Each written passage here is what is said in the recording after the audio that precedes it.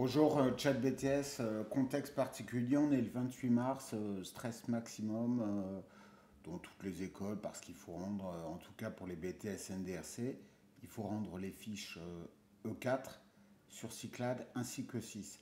Donc il y a des légendes urbaines, un vrai bordel, un très très gros stress. Euh, donc l'idée c'est de revenir sur des choses basiques qui couvrent l'ensemble des démarches à faire. Premier point, les annexes. On rappelle qu'en E4, si vous êtes en alternance, vous avez besoin de l'attestation de travail avec le nombre d'heures qui va être indiqué, tamponné par l'employeur. Et vous allez devoir joindre une offre, l'offre commerciale à la fiche E4 négo-vente et à la fiche E4 événement. Si c'est la même entreprise, je pense que ça peut passer d'en joindre qu'une, mais à la limite, vous la mettez dans le prolongement des deux fiches. On est d'accord et vous avez la page de garde. C'est pas compliqué. Il peut y avoir des photos, ça peut être un catalogue, ça peut être du Word propre, un copier-coller intelligent du site internet.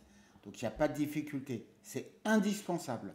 Sans ça, il n'y aura pas de paramétrage par la commission et vous serez saqué, dossier non valide. Ok, ça c'est dit.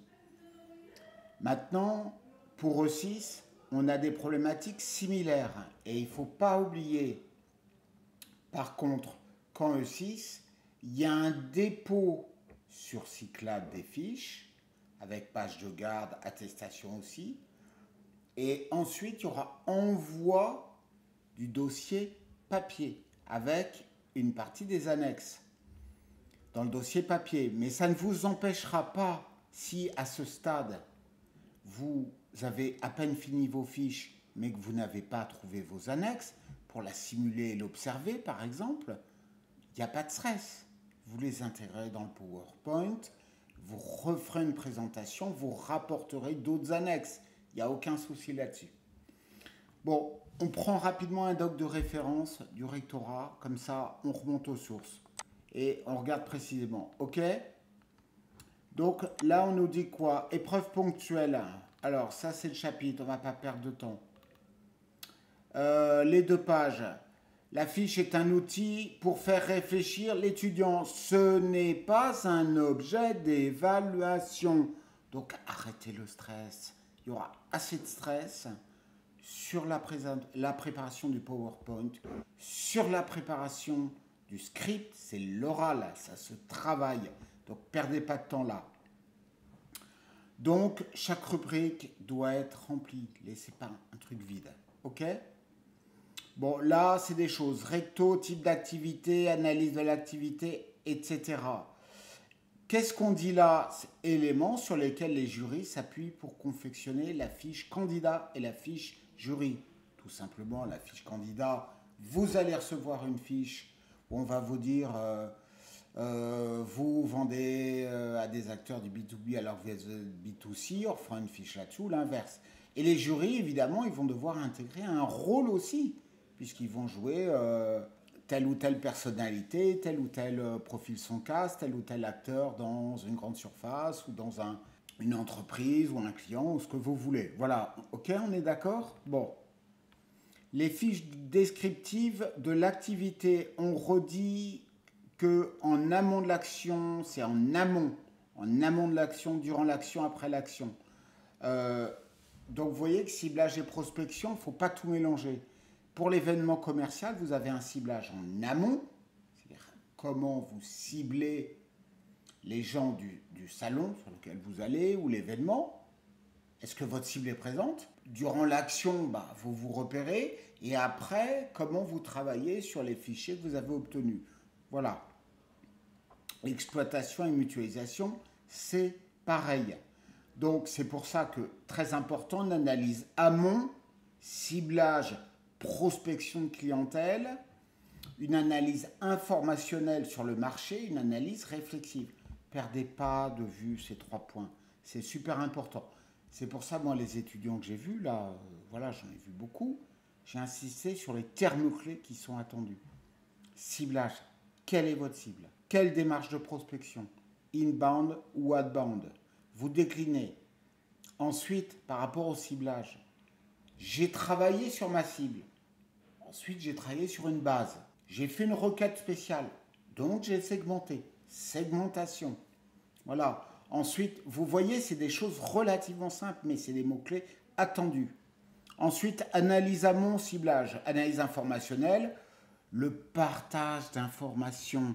Est-ce que les informations dont vous disposez ont été partagées avec d'autres pour dépasser les silos et pour générer de la valeur dans l'entreprise? De la valeur. Bon, analyse réflexive essentielle. Et je précise encore une fois que le brevet, ce brevet de technicien, c'est comme un brevet de natation. Vous allez nager, le mec, il s'en fout de votre maillot. Que vous soyez en maillot, en burkini, en string, en je ne sais quoi, il s'en fout. Ce qui l'intéresse, c'est d'évaluer votre capacité à nager, de l'évaluer concrètement. Là, le brevet de technicien supérieur, c'est pareil. Vous ne serez pas jugé sur votre boîte. Vous ne serez pas jugé sur la prospection qui est nulle, qui est intelligente, qui est radine, qu'est-ce que vous voulez. Vous ne serez pas jugé là-dessus.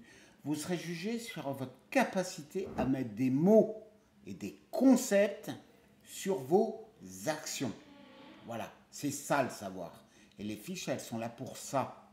Elles sont là pour voir si vous arrivez à formaliser ce que vous avez vécu pendant 2 ans ou pendant les stages. Donc arrêtez des problèmes à mon entreprise, ah j'ai rien fait, j'ai déjà fait une vidéo là-dessus, il faut stopper. C'est réflexif, soyez intelligent, proposez, réfléchissez avec un lexique professionnel. Organisation, objectif, générer des ventes, tester une cible, renforcer la visibilité, le ciblage évidemment, ça peut être prospect, client, prescripteurs, commerciaux, pas de difficulté, même combat. Là, vous voyez, on a les fiches, les annexes dont j'ai parlé, des 2 annexes obligatoires. Aider les examinateurs à préparer la nouvelle situation proposée aux candidats. C'est la clé. Bon, là, elle est très détaillée, mais vous pouvez mettre produits, services, services associés, CGV, site internet, blablabla. Bla, bla, bla. Bon, voilà, chaque fiche a une annexe. Donc, chaque fiche doit obligatoirement... Donc, même si vous êtes sur la même entreprise, vous refaites 2 annexes à la suite de chacune des fiches. Vous voyez, il y a le planning, il y a les résultats, la rentabilité, par exemple, pour l'offre commerciale autour de l'événement. Vous allez me dire, je l'ai déjà dit dans ma fiche, bah, vous le répétez, vous le synthétisez, vous faites un tableau. Et puis, voilà, c'est tout. Le dossier candidat. Alors, ça, c'est important, par contre. Il est le support de l'évaluation. Activité réelle, vécue ou observée.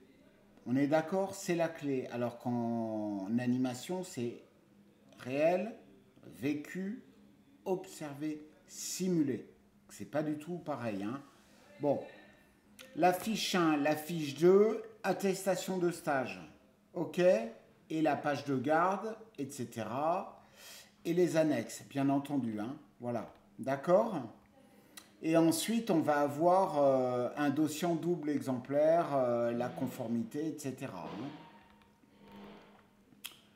Donc, l'épreuve ponctuelle, l'évaluation, ça c'est intéressant. 40 minutes en loge. OK. Je rappelle qu'en loge, vous avez un ordi qui est plein de données. Vous n'oubliez pas de prendre un devis éditable, de prendre une fiche produit éditable, d'avoir une copie de vos fiches sur votre ordi, d'avoir des éléments, d'avoir un bout de PowerPoint. Vous avez le droit de prendre ce que vous voulez. Vous n'aurez pas de connexion Internet. Évitez les drives, les trucs comme ça, ou hors connexion. Comprenez que l'enjeu, ce n'est pas de vous piéger, mais c'est de vous faire vous approprier tout ce que vous avez fait pendant 2 ans, les modifier, les moduler pour arriver à d'autres documents percutants. Donc, vous ne passez pas tout de suite, mais déjà préparez des docs. Voilà. Les changements, ok. Les changements, la fiche sujet, caractère réaliste, vous aurez des repères, ok. La fiche sujet, candidat, négo-vente, Suite à un scoring, vous avez relancé les prospects chauds ayant visité plusieurs fois votre site, ayant demandé une démonstration. Vous négociez aujourd'hui avec un de ces prospects. Blâme. Prise de contact à la prise de congé. Vous devez convaincre de l'intérêt et lui poser 7 collaborateurs résistants à l'idée de changer. Ok, donc là, il n'y aura pas de devis. Vous voyez, il n'y aura pas de devis. Vous lui avez envoyé des choses, mais ce n'est pas le problème là. On doit finir sur l'envoi d'un devis, un go, sur la clôture, la prise de congé. Mais là, on est sur une problématique et il faut tout lire. 7 collaborateurs résistants à l'idée de changer de logiciel. Donc vous imaginez bien que dans ce paramétrage, il va falloir proposer une réunion auprès des 7 collaborateurs, valoriser la prise de décision collégiale, valoriser les formations que vous mettrez en œuvre gratuitement, etc. etc. C'est un exemple. Hein. La fiche sujet candidat, ok, pas de difficulté. Au niveau de l'événement, il n'y a pas de difficulté. Là, on vous dit un webinaire, hein, vous voyez, par exemple. Je précise quand même que pour les événements, essayez d'avoir une idée des coûts, un petit peu. Parce que vous allez être interrogé sur des modalités d'organisation, amont, aval, rentabilité. Donc, ayez une idée des coûts d'instant, d'un kakémono, de ceci, de cela. Ok. Donc, pas de les changements de paramètres, etc., etc. Bon, tout ça, pas de difficulté. On est d'accord. On est maintenant en 40 minutes au lieu d'une heure. Ce qu'on peut dire, c'est que ce raccourcissement ne veut pas dire que c'est plus facile. Mais ça veut dire que les diesels, ça passe pas. Il va falloir, il faut y aller, il faut avoir envie, il faut une histoire à raconter, il faut intéresser le jury. Quand vous commencez, 1, ciblage prospection, bam, bam, bam. 2, la simulation. 3, la mutualisation. Mais voyez qu'entre vos fiches et le ciblage à la prospection et le ciblage et la prospection sur la partie du PowerPoint que vous avez déjà préparé, sur lequel vous serez interrogé, que ce soit le ciblage événement ou le ciblage négo-vente, et sur la mutualisation idem, ça sera déjà prêt. Vous pouvez le travailler, il n'y a pas de surprise. Donc, ben voilà, on a ensuite le ciblage, prospection 10 minutes. L'entreprise, rapidement, situation, etc., etc., qui prend appui sur la situation de la fiche sélectionnée par le jury. Vous ne choisissez pas. Phase 2, simulation. Phase 3, exploitation, excusez-moi. Présentation du partage de l'information, c'est ça l'enjeu. Et d'une auto-évaluation. Auto-évaluation, c'est la contribution. Globalement, c'est nul. Auto-évaluation, ça ne veut pas dire que vous êtes des cadors, vous avez tout changé, vous avez révolutionné, mais auto-évaluez-vous. Qu'est-ce que j'ai appris? Qu'est-ce que j'ai apporté? Qu'est-ce que j'ai suggéré? Qu'est-ce que j'aurais dû suggérer? Qu'est-ce que j'aurais pu mettre en œuvre? C'est pas compliqué au bout de 2 ans, je veux dire. Entretien, 3 phases successives, exposé 10 minutes. Le candidat présente l'activité originale, blablabla, la commission. Ensuite, pose des questions, 5-5. La simulation traite le sujet. Ensuite, évalue son degré de maîtrise, justifie ses choix, etc., etc. Analyse réflexive de la simulation. Ça veut dire quoi? Ça veut dire que faire, c'est savoir qu'on fait. Comprendre, c'est savoir qu'on a compris. Vous connaissez le cycle de vente, vous connaissez son intérêt, vous savez justifier vos étapes. Et ensuite, la mutualisation, 10 minutes, 5 minutes de questions, pas de difficulté. Voilà. Et ça, par contre, la mutualisation, attention, elle peut porter sur les 2 fiches. Bon, ça ne change pas grand-chose, mais prenez-le en compte quand même. Vous pouvez être interrogé sur les 2 fiches en termes de mutualisation. Les compétences à évaluer, pas très compliquées, vous les connaissez. La grille d'évaluation, ok. La note 14 ou plus, insuffisante et satisfaisante entre 8 et 12, égale à 8. Donc vous voyez que c'est quand même noté sec. C'est pas un BTS donné, on n'est pas dans la logique du NRC il y a des années. C'est voilà, c'est un très bon BTS, il n'y a aucune raison qu'il soit bradé. Hein. La fiche d'évaluation, ok, ben ça c'est pour les enseignants. D'accord, on est clair. Donc votre stress aujourd'hui, il n'a pas lieu d'être.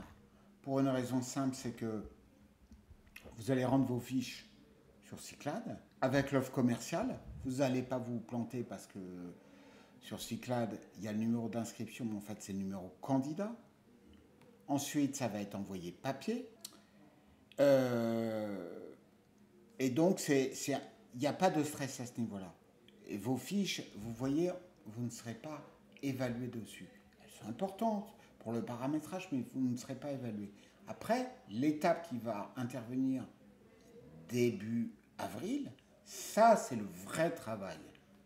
Travail de vocabulaire, travail de préparation au paramétrage, travail d'aisance orale, travail sur le cycle de vente. Ça, c'est un gros enjeu. La note, c'est là. Moi, je vous cite des étudiants qui auraient dû avoir 18, qui ont eu 3, ils se prenaient pour des cadors, blabla, rien. L'oral, rien. Et d'autres qui n'avaient pas confiance, qui étaient laborieux, qui se sont donné un mal de chien pour travailler l'oral, pour être à l'aise, pour bien maîtriser la gestion de l'espace, leur présentation et tout, 18, point barre. Voilà, c'est tout, c'est réglé. Je peux vous citer des centaines d'exemples. Moi, je peux vous accompagner là-dessus. Mais il faut du travail. Hein. Donc, vous voyez, sur E4, c'est pas compliqué. Mais surtout, à partir du moment où vous dites « je ne serai pas noté sur ma boîte, je ne serai pas noté sur mes fiches », soyez serein. Ok. On parle de 6 bientôt. Je ne vais pas être trop long. À plus.